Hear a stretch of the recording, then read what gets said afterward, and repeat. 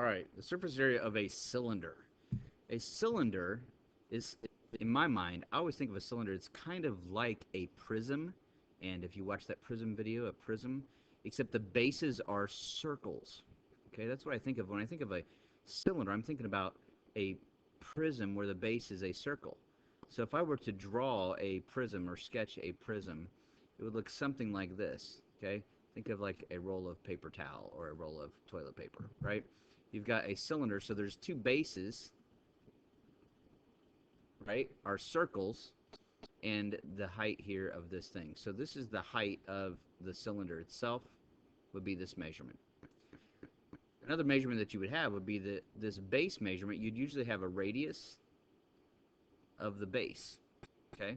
And that would be the same for either one.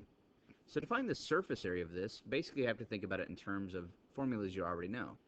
So to find the surface area, we're going to find the area of the base, capital B base, to refer to the base shape, okay?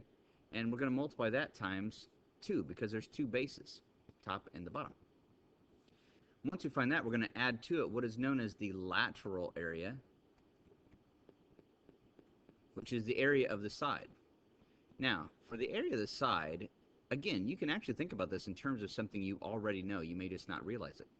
Imagine, if you will, with this cylinder, imagine if there was a piece of paper wrapped around this cylinder. Let's imagine you were to take a pair of scissors, you were to cut down one side, and then you were to grab this corner right here, and you were going to peel it off. Okay?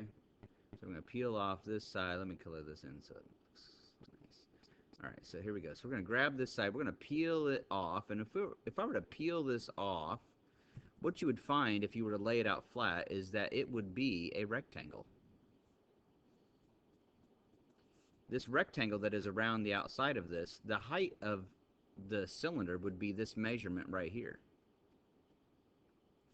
This measurement right here would technically be, think about it, it'd be the length all the way around this circle. Now there's a name for going around a circle, right? The length around the circle is called circumference.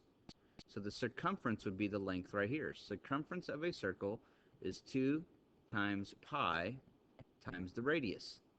Or you could say, if it gives it to you, pi times the diameter.